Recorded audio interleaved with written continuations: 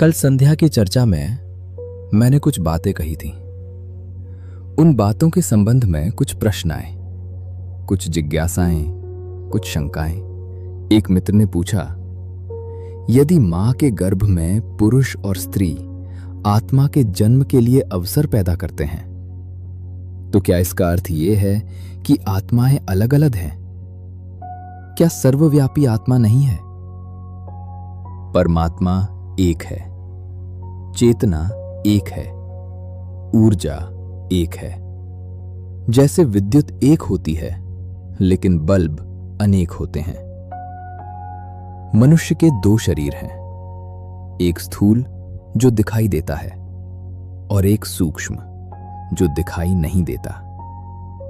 स्थूल शरीर मिट्टी, जल, हड्डी और मांस से बना है। सूक्ष्म शरीर विचारों, इच्छाओं, वासनाओं और स्मृतियों से बना है। मृत्यु के समय स्थूल शरीर गिर जाता है, लेकिन सूक्ष्म शरीर नहीं मरता। वह चेतना की एक महीन परत की तरह आत्मा के साथ आगे बढ़ता है।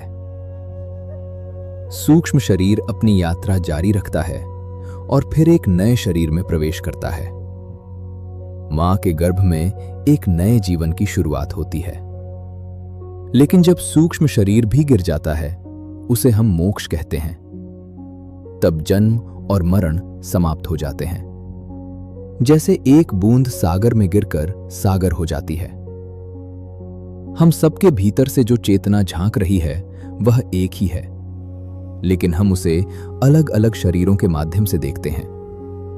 हमारा अनुभव केवल स्थूल शरीर तक सीमित रह जाता है। यही सीमा, यही अज्ञान मनुष्य के जीवन का दुख बन जाता है।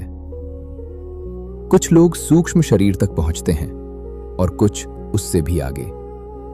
जो सूक्ष्म से भी परे चले जाते हैं, वे कहते हैं, न एक न अनेक, केवल अद्वैत। हमारे विचार, इच्छाएं, वासनाएं ही सूक्ष्म शरीर हैं। यही अगले जन्म का कारण बनते हैं। यही हमारे भविष्य की रूपरेखा तैयार करते हैं। जब इच्छाएं समाप्त हो जाती हैं, तब यात्रा रुक जाती है। जिस मनुष्य के भीतर कोई कामना शेष नहीं रहती, वह शांत हो जाता है, पूर्ण, संतुष्ट, निर्विकार। रामकृष्ण के जीवन में एक अद्भुत घटना है। एक परमहंस, एक समाधिस्थ पुरुष, फिर भी भोजन के प्रति अत्यंत सजग। वे मुस्कुराते हुए रसोई तक पहुंच जाते और पूछते, आज क्या बना है? लोग आश्चर्य करते। उन्होंने कहा, जिस दिन भोजन में मेरी अरुचि हो जाए, समझ लेना 3 दिन शेष हैं। और ऐसा ही हुआ। जिस दिन उन्होंने भोजन से मुंह मोड़ा, 3 दिन बाद वे चले गए, क्योंकि एक छोटी सी वासना ही उन्हें रोक रही थी। जीवन एक घूमता हुआ चाक है। हम उसी में बार बार घूमते रहते हैं। जब तक स्मरण नहीं होता, हम वही दोहराते रहते हैं। क्या मनुष्य अपने पिछले जन्मों को जान सकता है? हां, क्योंकि स्मृति कभी नष्ट नहीं होती। वह गहराई में सुरक्षित रहती है। लेकिन यदि सब याद आ जाए, तो मनुष्य टूट सकता है। स्मरण वैराग्य लाता है, क्योंकि तब दिखता है कि जिसे हजारों बार कर चुके हैं, उसी को फिर दोहरा रहे हैं। यदि 100 लोग भी जाग जाएं, तो युग बदल सकता है। एक दीपक अनेक दीपक जला सकता है।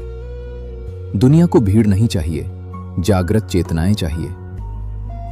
और अंत में मैं सबके भीतर बैठे परमात्मा को प्रणाम करता हूं। वही एक है, वही सब में है, वही हम हैं।